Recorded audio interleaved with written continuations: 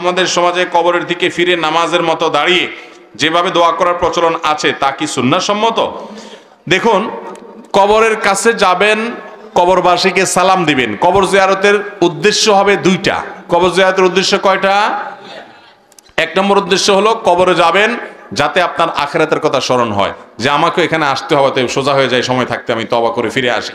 নবী সাল্লাল্লাহু আলাইহি ওয়াসাল্লাম বলেছেন, জুরুল কুবুর ফাইন্নাহা তুযাক্কিরুকুমুল আখিরাহ ফাজুরুহাল আন ফাইন্নাহা তুযাক্কিরুকুমুল আখিরাহ। তোমরা কবর জিয়ারত করো, কারণ কবর তোমাদেরকে আখিরাতের কথা স্মরণ করে দিবে। এইজন্য আমি যাব কবর জিয়ারত করতে। নাম্বার 2, কবর জিয়ারত করে এইজন্য যাব যে ওখানে গেলে মুর্দা আছেন তাকে সালাম পেশ করব, তার জন্য শান্তির দোয়া করব। অর্থাৎ মুর্দার জন্য দোয়া করতে যাব আর নিজে আখিরাতের কথা স্মরণ করতে যাব, বাস কাম দুইটা। এই জন্য আপনি কবরস্থানে যেয়ে সালাম পেশ করবেন, শিক্ষা গ্রহণ করে মনে মনে চলে আসবেন। এটি হলো কবর জিয়ারতের আমল। সেখানে গিয়ে অনেকে বলে যে দুরূদ শরীফ 12 বার পড়তে হবে, সূরা ইখলাস এতবার পড়তে হবে, সূরা ফাতিহা এতবার পড়তে হবে, সূরা আলহাকুমুত তাকাসুর এতবার পড়তে হবে। কবর জিয়ারতের এই ফরম্যাট নবী করিম সাল্লাল্লাহু আলাইহি ওয়াসাল্লাম থেকে কোনো হাদিস দ্বারা প্রমাণিত। তো যেটা নবী সাল্লাল্লাহু আলাইহি ওয়াসাল্লাম করেন নাই, এই সূরাগুলো তারা জানতেন, দুরূদ শরীফ তারা জানতেন, সাহাবা ইকরামরা করেন নাই, তাহলে সেক্ষেত্রে এটা আমরা করব কার নির্দেশে ভাই? কবর জিয়ারত করা যদি একটা আমল হয়, একটা ইবাদত হয়, সেই ইবাদত হবে মুহাম্মদ সাল্লাল্লাহু আলাইহি ওয়াসাল্লাম বাতানো পদ্ধতি অনুযায়ী, না আমাদের মন গড়া। আমাদের মন গড়া হবে? অতএব কবরে গিয়ে সালাম পেশ করবেন, সালামুন আলাইকুম দারা কওমিল মুমিনিন, হে ঈমানদার অধিবাসীরা, তোমরা যারা এখানে শায়িত আছো তোমাদের শান্তি বর্ষিত হোক। ওয়া ইন্না ইনশাআল্লাহু বিকুম লালাহিকুন, নিশ্চয় আমরা তোমাদের পরে এখানে এসে যুক্ত হব, আমরাও চলে আসবো এখানে এক সময়। আনতুম সালাফুনা ওয়া নাহনু বিল আসার, তোমরা আগে গেলে আমরা তোমাদের পিছনে আসছি। এই দোয়াটা বিভিন্নভাবে আসছে, বিভিন্ন হাদিসে, যে কোনো ভাবে হাদিসে যতভাবে আসছে যে কোনোটা পড়লেই হবে। এমনকি আসসালামু আলাইকুম ইয়া আহলাল কুবুর, হে কবরবাসী তোমাদের মধ্যে শান্তি বর্ষিত হোক, এটুকু আদায় করলেও সালাম দেওয়া হবে, এটাও বিভিন্ন রিওয়ায়াতে আসছে। যার কারণে যে কোনো ভাবে বর্ণিত সালামের যে ফরম্যাট আছে, আপনি ফরম্যাটে সেখানে সালাম নিবেদন করবেন, এরপর চলে আসবেন। যদি সেখানে দাঁড়িয়ে আপনি দোয়া করতে চান, তাহলে ওই কবরওয়ালার দিকে না, দোয়া হবে কিবলার দিকে, আল্লাহর কাছে। কার কাছে দোয়া হবে? আল্লাহর কাছে। আল্লাহ তাআলা আমাদেরকে এই শিরক মুক্ত ঈমান এবং আমল করার তৌফিক দান। ভাইরা আমার, মাজারে সিজদা করা শিরক।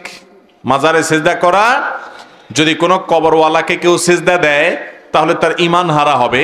যেই সিজদা আল্লাহর জন্য নিবেদন করতে হয়, এটা ইবাদতের মূল, সেই বিষয়টা যদি আল্লাহ ছাড়া আল্লাহর কোনো সৃষ্টির সামনে নিবেদন করা হয় তাহলে সেটা শিরক, এবং শিরকের অপরাধ হলো অমার্জনীয় অপরাধ। যদি তওবা করে কেউ ফিরে আসে ভিন্ন কথা, তাহলে মাফ হতে পারে।